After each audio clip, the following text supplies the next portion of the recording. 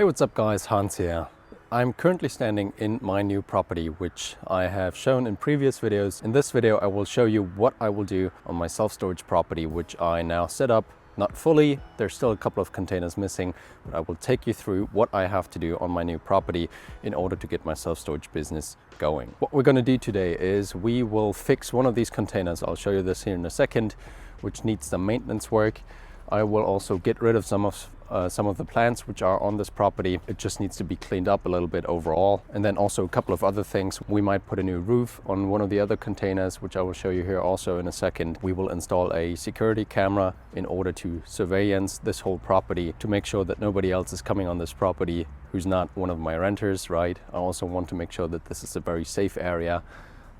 And that's why I installed one of these really cool cameras, which I will also show you here. If you're interested in what I do with my business, how the self-storage business works overall, then make sure to watch this video. Also, make sure to watch all of my other videos in which I talk about my self-storage business in more detail, all of the financials behind it, and so on. And now let's get right into it. Let me just show you what the property looks like at the moment and what I've been doing in the past days. So what you can see here on my back here is the new container I have set up. It's fairly long. It's like a 6 meter by 2.5 meters small sort of container. It's not one of these standard 20-foot long containers, but a rather smaller one. It's also very easy to set up. You don't need a crane for it. We actually set this up with just 3 people, and that's a really cool container if you want to get started and don't want to put the hassle in of having to order a crane and all of this work. However, this container needs some maintenance. The door, I don't know if you can see it right now, it's sort of ripping apart here on this side. So we'll make sure to put some screws in there and then some other minor things. And then this will be ready to be rented out. If we now move a little bit to the back of the property, right? You can see all of the 20-foot containers, which are on this side here already. I recently got rid of the bushes over there. I trimmed them down a little bit. They were really, really high, like I'd say 6 to 7 meters overall. And I trimmed them down to like 2 meters. So there was really a lot of work to be done here. What I need to do today is get rid of these bushes here. You can see a small line of the bushes where they used to be. There's still some roots in there, which I need to get rid of in order to put some more containers on this side here. These again will be these smaller size containers like the one I just showed you. And they will open obviously to this side over here, this one here, so that the renters can get in and out easily. They get to the property by driving down this road, and then you can basically just open up these containers once they are here. They will be delivered in like 2 to 3 weeks, and I hope to set them up soon. Now, if we move a little bit closer to the back of the property, you can see the bushes over here. Those are the ones I said I need to get rid of. Then there's also a big tree or bush line over here, which I will need to trim at some point. That's going to be a lot of work since these are really high as well. I don't know if you can see it all right, but it's like 5, 6, 7 meters in height. So that's a lot of work to be done here as well. I don't know if I'll get to it in this video, but we'll see. And this is what the property looks like from the back.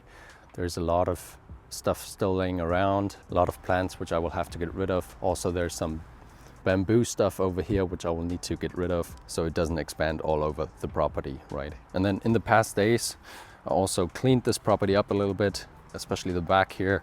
There were a lot of stones and rocks still laying around, so I got rid of all of these or piled them up for now. You can see them here. And I just want to make sure that this is all like an even and leveled area where I can then put more containers on. So as I already said in previous videos, all of these 20-foot containers, or actually all of the containers on this property are now rented out, including this one. There's still some minor things which I have to do as I just described. However, this one's already rented out. There's actually a lot of demand for these shipping containers for storage space overall in my region. As I said in other videos, I'm based in Freiburg in the very south of Germany. And I'm sure to be able to rent all of these containers out once the new ones get in here. Once I've set them up fully, I'm sure they'll be rented out very fast. Also, as a quick remark, you can see one of these cables coming out here. This is for the electricity for one of these containers. This one is a used container I bought for roughly 1,000 euros, including delivery. So a really cheap one. You can see it's a bit rusty, but I really don't care about it as long as it's waterproof at the moment. And that's the case here. This one is a bit more rusty. There is some work to be done here. I might put a new roof on top of the blue one here. because there's some water coming inside. This one is the one I mainly use by myself for now, since I don't want to rent it out and then have water flowing into it. However, some person also needed a little bit more extra storage space, the person who also rented out this container here on the very end, and she needed more space, so she put a lot of stuff, additional stuff, in my blue container, which is all right for me at the moment. She's also the one who's now renting out this one once it's fully repaired. Now let me just show you what sort of material I brought with me today. You can see here there are some wooden planks which I will need to put on top of the blue container as I just described in order to put the roof on top of this one. Then I brought some other material, for example my screwdriver, my flex, in order to cut metal sheets, and then some more material. Also, what's really interesting is my new security camera, which I will show you here in a second. This one is really cool because it moves automatically. It's from the company called Riolink, and you only need to connect it to, obviously, electricity, so to your power outlet, just a regular power outlet, and then also to your Wi-Fi, and then it's fully set up. You can also put a small SD card in it, and that's exactly what I did. I put like 512, I think, gigabyte of storage into this camera so that I can review whoever came on my property, depending on the settings, but up to like a month afterwards. And this is where I'll put the security camera. I'll put it right up there on the corner so that it has a good overview of the whole property. And this is how it works. You assemble it like that, and then this bottom part here can shift. And it actually has two cameras.